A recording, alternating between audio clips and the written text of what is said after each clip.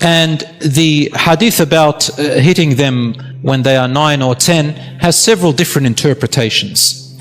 Brothers and sisters, not everything in the sunnah means that you should do it that way. Some of the sunnah means it's a recommendation if it works. And others, if it doesn't work, use some other meaning of the word darab. Because darab means restorative practice. That's all it means. In common modern day terms, restorative practice. What practice will restore what you taught them?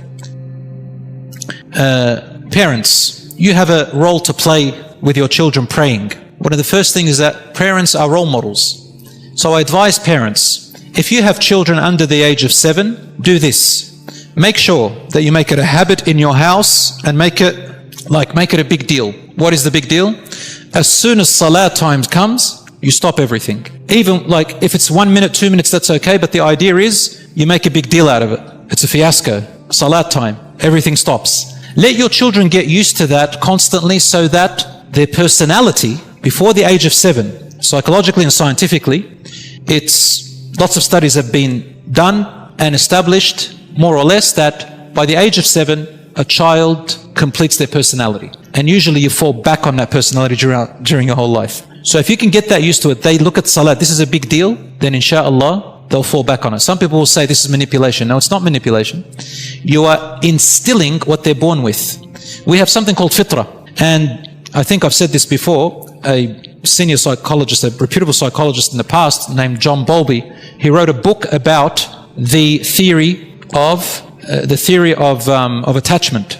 And that is, he says there's something innate, psychologically, biologically, naturally, in a baby when they're born, they naturally need to attach to their mother and then to their father. So there is a natural attachment. All we need to do is discover how it works. That's why nurses and midwives and doctors and all that, they learn about the best way of breastfeeding, the best way of holding a baby, and so on and so forth. It's called the theory of attachment, that every one of us needs to attach to something. And Rasul sallallahu alaihi wasallam, he said, every newborn is born on a natural fitrah, the natural human nature.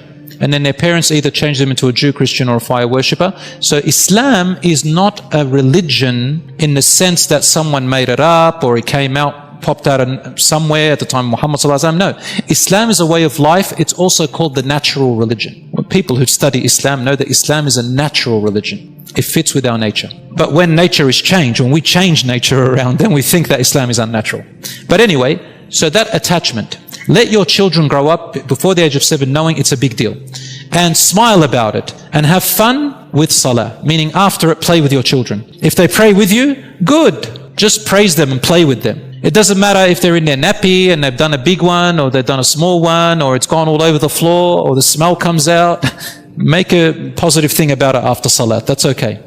After 7 to about puberty, maintain what you do. But this time what you're going to do is you're going to encourage them with a smile and playfully. Never ever negative. Please, brothers and sisters, we've studied this in education. What works with one generation doesn't work with another. Remind your children about the beauty of Salat. What's in store for them. Jannah, angels, Allah, beauty. Give them examples. Say, the way I'm hugging you, do you like that feeling? Hug them and say, do you like it? Or say, I love that feeling. Maybe if your child doesn't like being hugged, show them some other thing. Give them a nice, maybe some sweets or a cake and say, do you like the cake? It makes me feel fuzzy.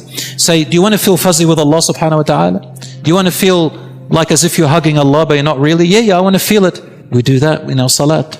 Give them examples, give them stories. Make it positive. Avoid talking about Jahannam. Yes, sometimes with children you say there is hellfire for those who deserve it, but just sort of make it light, not too heavy. Don't talk about shaitan too much.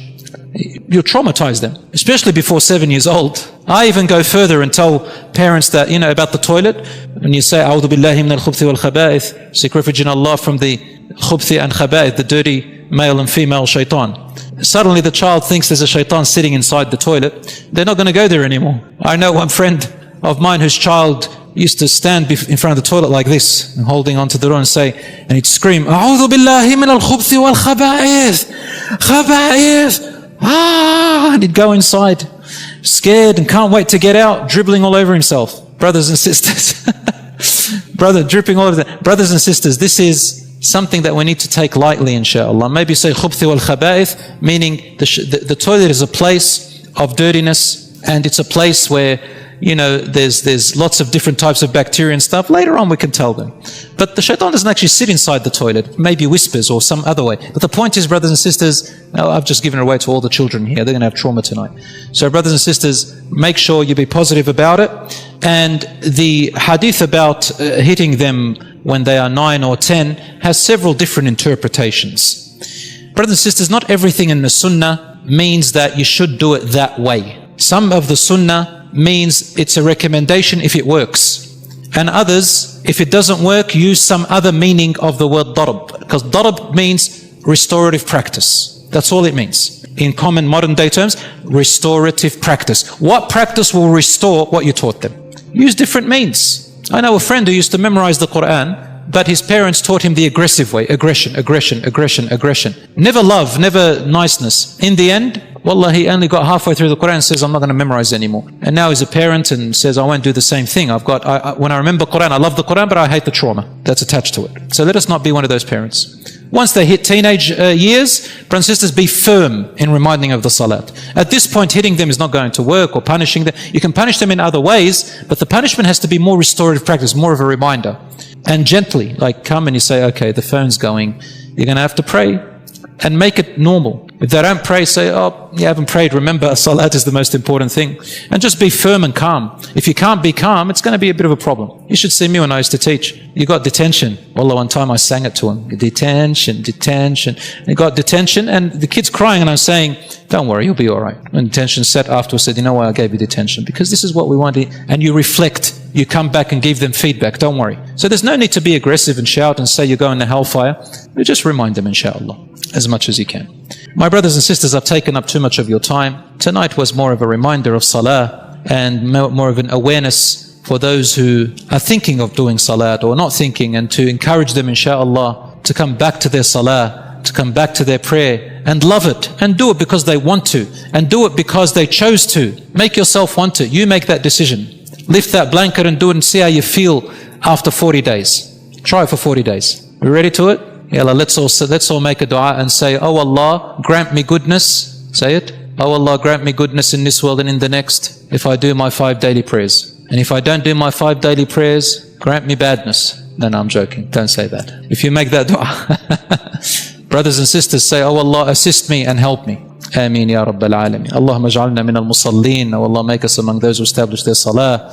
Oh Allah, grant us guidance and grant us peace and tranquility in this world and in the next. Oh Allah, have mercy upon our loved ones who have passed away and upon all the believers. Oh Allah, guide those who are lost. Oh Allah, protect our brothers and sisters. Once again, protect them in Gaza and everywhere around the world. And may Allah subhanahu wa ta'ala change the state of this world from the injustice that it is in. هذا وصلى الله على نبينا محمد والحمد لله رب